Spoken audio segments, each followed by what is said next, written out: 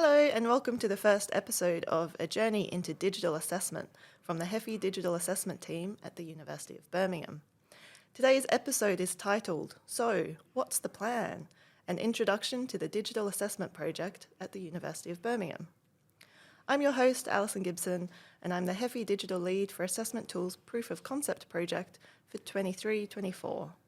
I'm joined today by my fellow team members from the assessment team. Gemma Westwood, the Senior Digital Education Developer for the HEFi Assessment Team. And I'm Helen Greetham, the Digital Education Developer for the HEFi Assessment Team. In today's episode, we'll explore the main aims and objectives of the project, we'll look at how we plan to gather meaningful data on the project's progress, and we'll discuss how we prepared academics and students to participate in the project. I'm excited. Are you both excited? Yeah, I'm excited. Yeah, let's get going. So if you're all ready to change the face of assessment with us, let's get started. So I'm going to start by giving a bit of an overview of the assessment project and the motivation behind its creation. So in 2023, the University of Birmingham created a new digital assessment team to support the rollout of 2 new digital assessment tools at scale. There were 2 main drivers of this: our assessment and feedback scores in the NSS, which suggested a need to invest in improving the assessment journey for students, and also the advent of generative AI and what that means for academic integrity in assessment. What followed was the rapid implementation of a team devoted entirely to digital assessment. So in March 2023, the business case for the team was approved. In May, the lead of the team was appointed, so that's me, and in July, 2 more members joined, Gemma and Helen. In August, we completed the 12-month procurement of 2 tools and decided against another one after really extensive contract negotiation. This 3-person team is now responsible for evaluating the experiences of staff and students who are using the tools and comparing it to the experience of our VLE for assessments, as well as running a full tender to decide on our permanent digital assessment tool offering. Alongside this, we're running this podcast and webinar series in order to encourage the wider academic community to share experiences in this rapidly evolving field. I think it's fair to say that it's been a lot of work so far. It's the type of area in which endless innovation is possible. And as a really ambitious team, I think we're all really keen to support the assessment and feedback strategy of the university beyond what we're currently doing. But I'm getting ahead of myself a bit here. That question about strategy and the next steps and innovation in this space is something we'll revisit in some of these podcasts next year. For now, I'm going to pass the conversation along to my colleague Gemma, who's going to share with us the ethical thoughts on the project and our process for data gathering. So Gemma, can you tell us and the audience the project's thoughts on this area? Yeah, sure. So I'm sure that any researchers listening will be aware of the process of applying for ethical approval for projects. I mean, this differs from university to university, but the general themes stay the same. For those of us who are either learning technologists or academic support, this process may be a little bit less familiar to you. I mean, as indeed it was to us when we started trying to do it. It forced us to really think about our aims for the project and the way that we approach the data gathering. I think it would be really worthwhile sharing this process with you in brief so that you can discover what our thought processes were as we were going through it. Beyond the initial goal of gaining 1 or more assessment tools that meet the university's needs, the project affords the opportunity to explore some really interesting questions in the field of marking and assessment.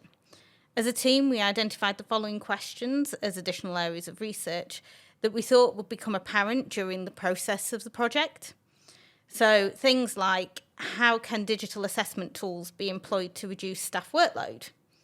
Also, what concerns might staff and students have regarding current assessment tools, and how can we address them digitally? What are the key features that staff and students believe are needed in an effective assessment tool?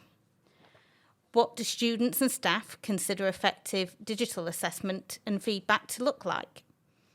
What impact do staff consider AI will have on the delivery of assessment and digital feedback to students? How can digital assessment tools support the provision of effective and consistent and meaningful feedback to students? How can it be used to scaffold student learning and development? And how can digital assessment tools support the mitigation of AI misuse in assessments? And I'm sure that these are all really questions that a lot of us are asking at the moment. In terms of gathering the data on the project, we settled on a combination of quantitative data gathering via the implementation of surveys for all project participants and qualitative data gathering via focus groups and interviews. Not really that experimental, but I think it will gain the most useful bits of information for us. So, starting with the formulation of the surveys. So we broke these down according to the role of the participant in the assessment process. Things like if you're a student or if you're an academic. So students will undertake 3 surveys. A pre-assessment survey aimed at us gaining a bit of understanding about their previous experiences in digital assessment. A post-assessment completion survey aimed at identifying their experience of using the tool that they were given, and a post-marking and feedback survey to gain understanding of their experiences of gaining the feedback via that tool. Module leads and academics delivering the assessments will have 3 corresponding surveys, so pre-creation, post-creation and post-marking. And then additionally, moderators, both internal and external, and plagiarism officers will have a survey each. We're also looking into a management team survey that will allow us as a team to be able to identify any technical feedback that's arisen through that support provision process that we're providing them with. I think it's worth saying there as well that designing these surveys was really challenging, and I think we'll touch on this a little bit later as well, but I think I have a new appreciation for every time I've done a survey that's been really well designed, because it's really difficult to do. Yeah, it is. It's a really involved process, which I think really caught me by surprise. But yes, later on I do go into that a little bit more, but you're right, it's something that you kind of underestimate how much time it's going to take. Yeah, for sure. Yeah. Looking at focus groups then, so our intention for our focus group is that it will be based on 10% of the survey respondents that we get back. So we aim to do things like encourage attendance to the focus groups by making sure they're catered. I mean, everybody loves a little bit of food, don't they? For sure. Yeah. Bring in the cake. Yeah, definitely bring in the cake. We hope that the prospect of free food will entice both students and academics to attend.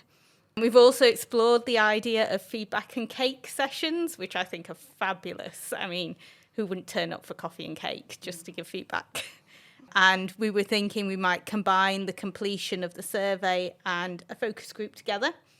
We'll also do a select number of focus groups online. This is partly due to kind of the demographic of our participants, some of whom are based internationally. We've got some students that are based on our Dubai campus that are involved in the project as well. So it's quite important that we can provide that space for those individuals that can't be with us physically to be able to provide their feedback as well. We also aim to push the use of activities in the focus groups rather than having kind of an endless stream of questions. We thought this would appeal in particular to students on the focus groups. So we'll have activities like creating a magic potion for what effective feedback will look like in students' eyes, listing the features that they think will make that in a digital tool. We also hope that such activities will foster a more active engagement from the focus group participants so that we can delve deeper into what their thoughts and feelings are about the tools. Then we were thinking that from the focus groups, we pull out our interview respondents. So about 1% of the original survey respondents we were hoping to interview, so either online or in person.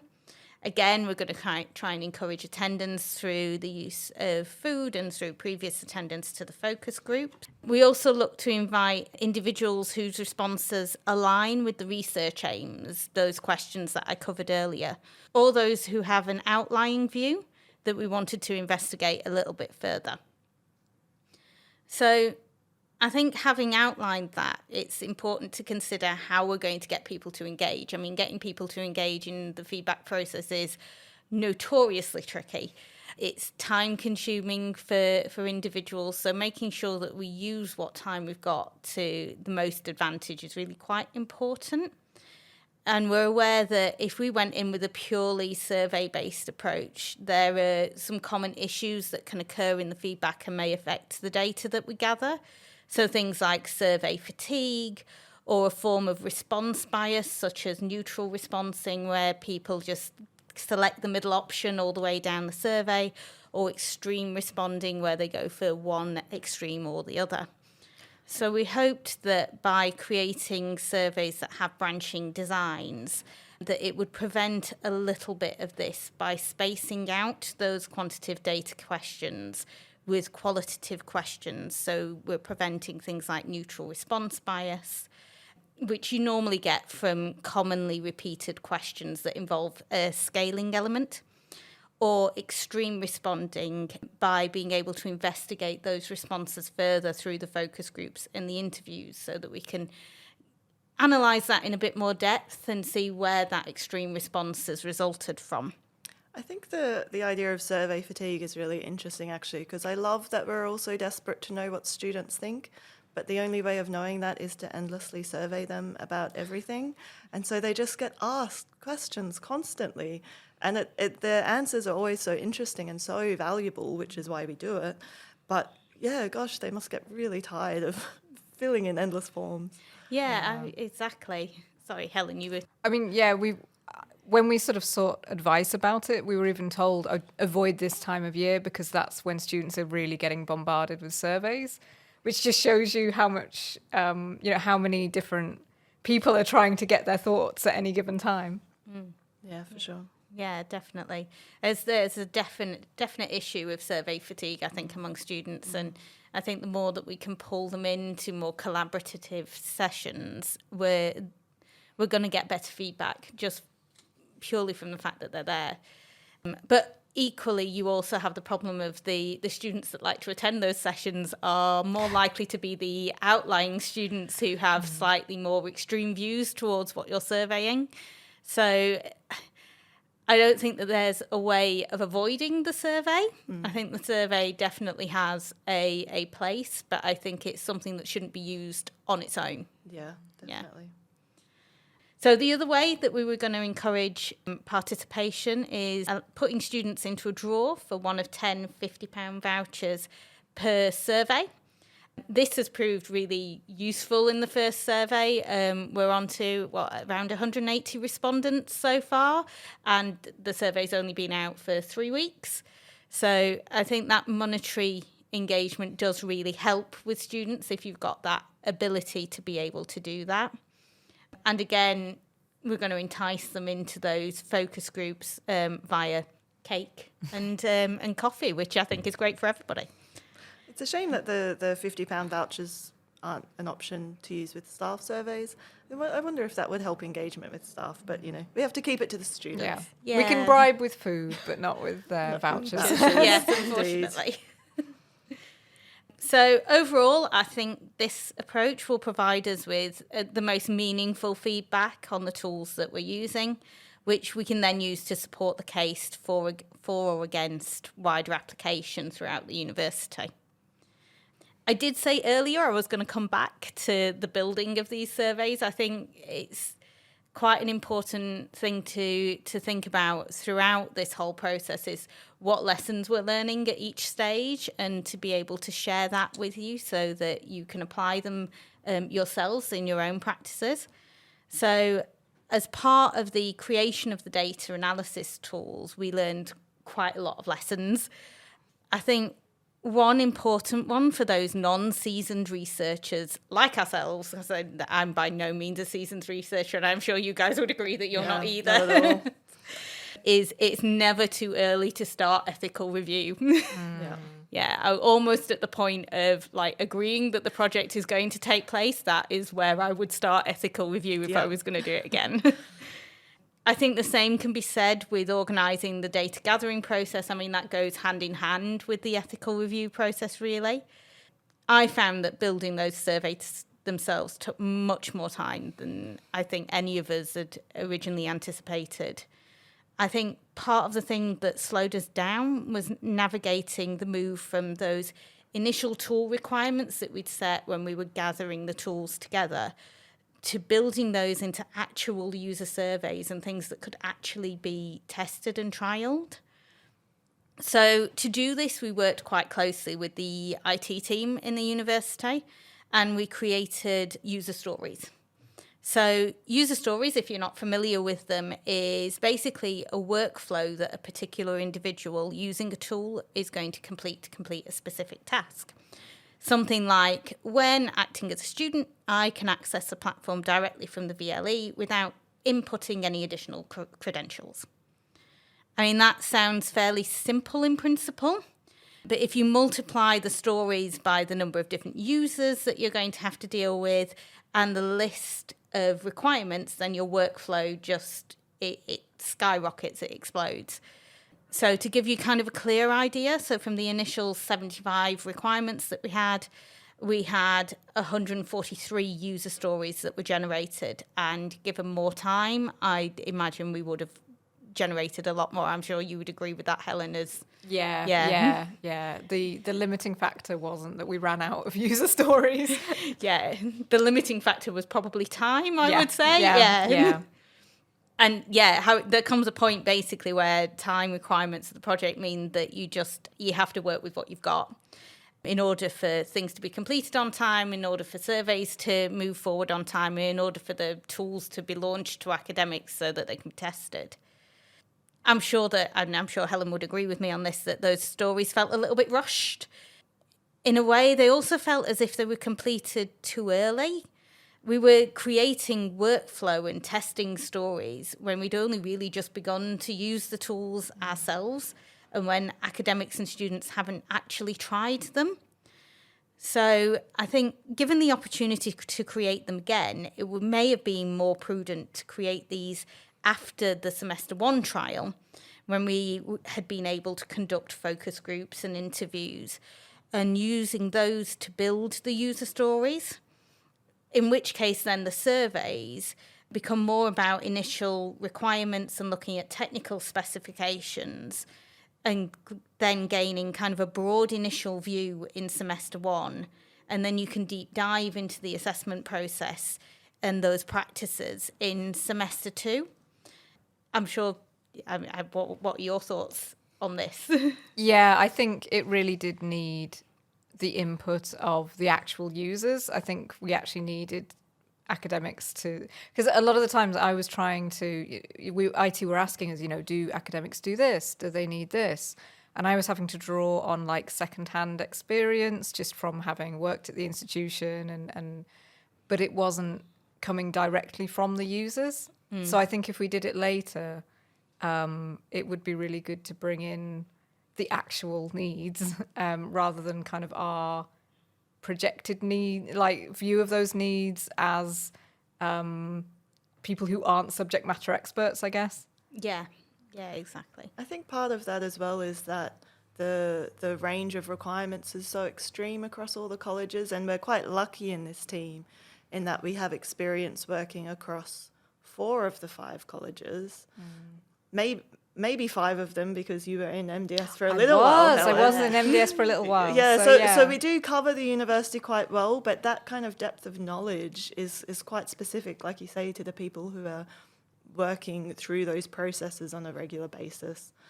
I think I didn't quite connect the dots before we did this between the requirements, the user stories, and then the survey questions.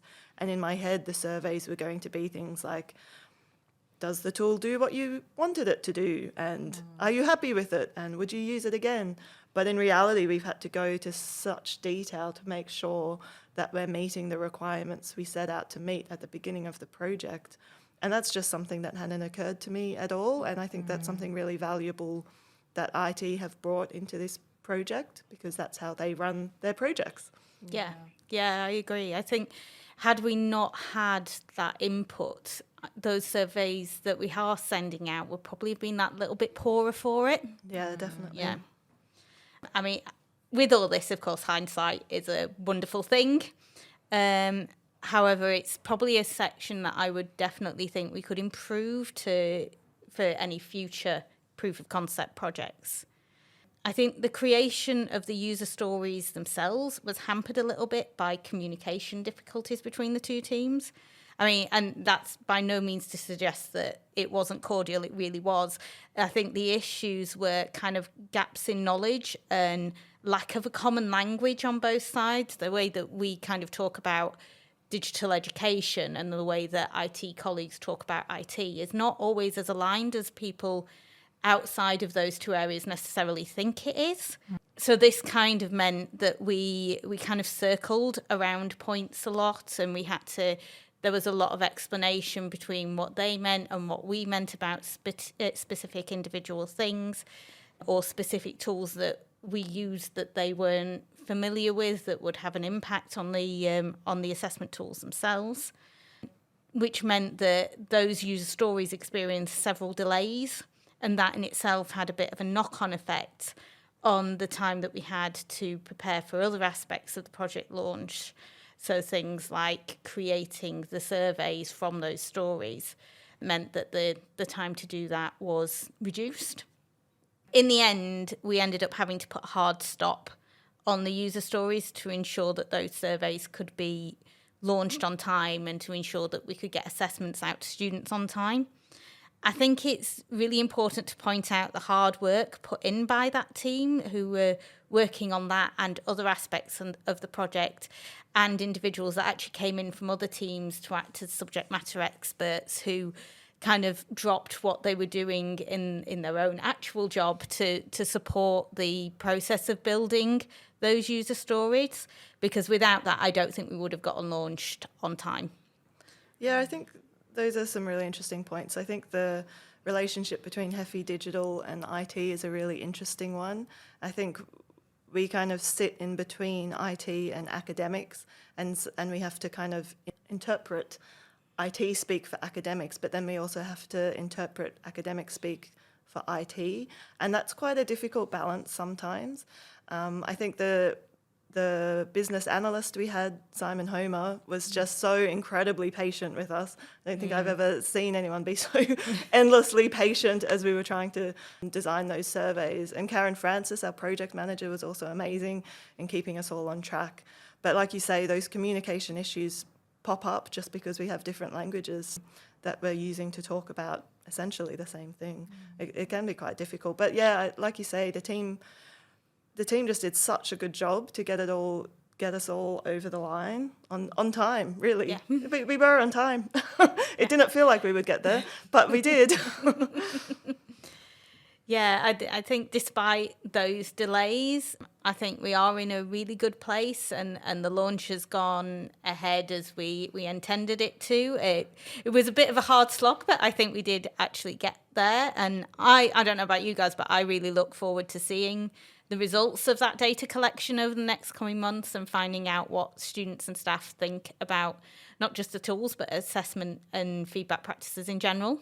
Yeah, it's going to be really exciting to see. I feel like we're all nerding out a little bit, waiting for that data to come back in. So thanks, Gemma. That was a really good overview of the survey creation and the ethical review process and everything that we've learnt over the last. It's only actually been a few months. It feels like longer than that, but it's been a busy few months. Yeah, it really does feel like longer. Yeah. But in a good way. In a really good way, because we have learnt so much. Yeah. So I'll hand over now to my colleague Helen, who's going to talk a little bit about the onboarding of staff during this initial phase of the project in semester 1. Oh, thanks, Alison. Yeah, so I found that delivering training for these tools, which are new to us as an institution, and that are also part of a trial process, has so many challenges that you just don't get with tried and tested tools where we know the workflows and we can be experts. It's a situation where both us as the trainers and the trainees lack any kind of extensive practical experience of the tool. It's new to all of us. And often things are actually changing throughout the process of planning and delivering training as the software is updated and new features get added, and sometimes there are bugs that get ironed out. So I found that through the course of planning and delivering this training, I had to be really comfortable with not knowing the answer to something, or that I might be midway through delivering training and someone would ask a big game-changing question about the tools and I would have to go, oh no, they're right. You know, I hadn't considered that at all. I think we tried to address those kinds of problems really with the ethos of our approach. Instead of having these really formal, rigid, thoroughly planned down to the minute training sessions. We tried to keep things a bit casual and friendly and sort of be open and honest from the start that we're all learning about the tools together. I found that requires a lot of confidence as a facilitator, because you have to be comfortable with that, with giving up a bit of that control and taking that flexible approach and potentially coming across like you don't know what you're doing. That's really kind of mentally quite challenging as a teacher. And I think that was compounded by the fact that we were dealing with assessment. And when you're dealing with assessment, there's a lot of emotions there. We all want to do right by our students, make sure that they're assessed in really robust ways, and they get a chance to demonstrate their hard work throughout the course. So it was like a constant balance between giving participants agency in the training process and letting them be able to ask questions and explore things for themselves, but also keeping that structure and making sure that people still felt confident in us and the project and that we did know what we were doing. We ended up taking quite a hands-on practical approach. So we focused the training around asking participants to complete little tasks and scenarios. I think in the past we would have probably done it as a face-to-face session, probably with like a bring your own device situation or hiring out a computer cluster. But because of how busy everybody was, how geographically disparate our participants were, we realized we needed to find a way of doing the training remotely. This was really tricky, and I think it took a little while for us to really settle into a format. I found, like, if I gave participants a task to complete, how do I know that they've done it and that they're happy and that they're all okay if all I'm seeing is like a screen full of turned off webcams? Yeah. Which is something that a lot of academics actually report from their students, and it's like, well, you do it too, So in the end, we settled on a format where I would sort of demonstrate the capabilities of the tools, and we'd intersperse that with the tasks to complete. And we were doing that over Zoom, and participants had to give a kind of digital thumbs up when they were finished. So it was kind of alternating between demo and task. And the chat was open throughout the session for questions and answers. And I think I found that the participants mostly engaged quite well with this. It certainly was good to get some kind of feedback that things were going okay and that they were managing. I think I still missed the kind of peer interaction that you get in, like, say, if it was in a computer cluster, where people actually help each other and discuss things themselves. And just that ability to gauge the feeling of the room and look round and glance at people's screens and say, okay, you're doing it. Not having that was quite tricky. And I think especially, like, say, I would say, oh, we'll come back in 10 minutes and discuss this task. And then I would just be sat there for 10 minutes looking at the clock thinking, I hope they're okay.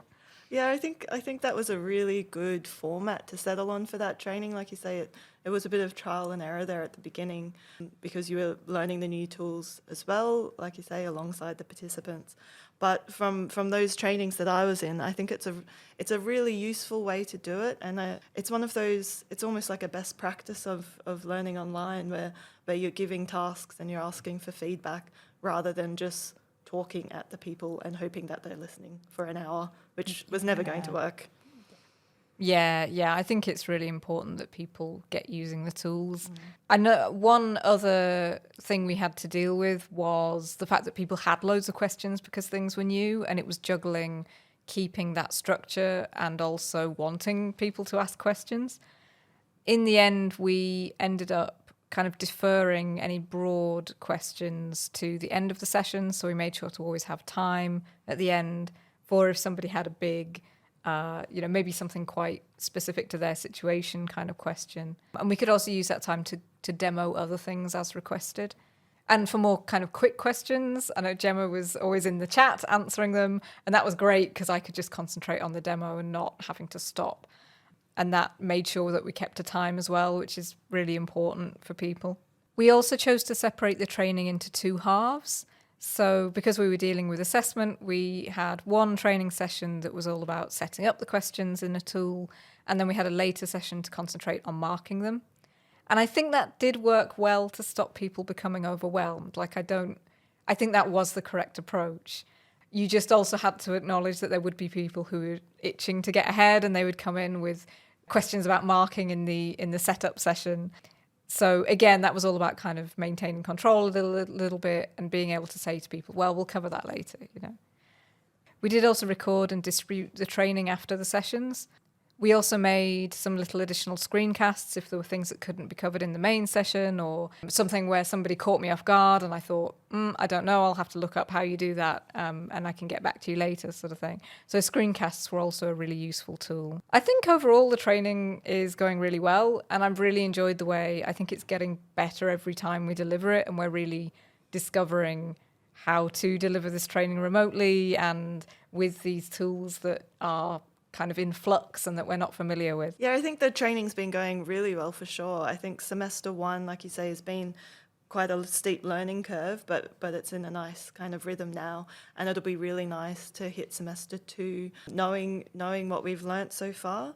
I think it might also be worth just saying that the two companies, so Grade and Cadmus, are the tools that we're using, and their support resources are really good, and they're also very good at getting back to us very quickly. So a lot of the questions that we have that maybe we couldn't answer immediately in the training, we were able to then get back to the participants quite quickly afterwards to say, oh, we've heard back and this is what we've found out. And I think that's been really valuable. Yeah, I think people have really valued that contact and feeling like if they raise an issue or they have a question that they are being listened to, and we are getting back to them directly from Cadmus and Grade. So that's about it for today's session, but I just have one final question for you both, if that's all right, which is something I'm sure we're going to revisit in probably every podcast that we do, because as we've already mentioned a number of times, this is changing quite rapidly and we're all learning a lot as we go along. I spoke at the beginning about how exciting this work is, but how also that there's a lot that we're doing on this project that can be quite challenging. And so, Gemma, just starting with you, what do you think the biggest challenges that you've faced so far working on the project? And also, what's the thing that you're most excited about?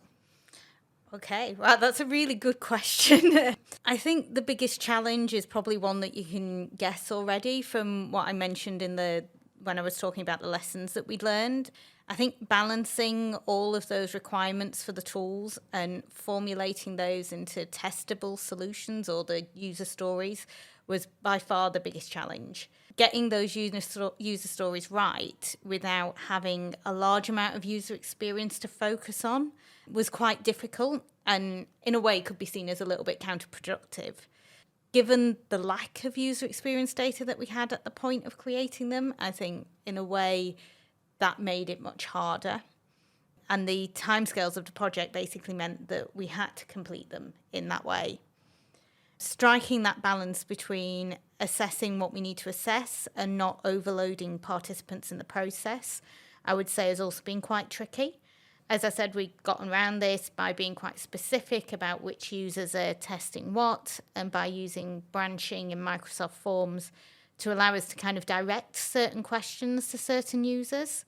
So although at first glance the survey, and many of our surveys, let's be fair, look a little bit big, the branching means that no one who's filling those out will ever complete every single question on it.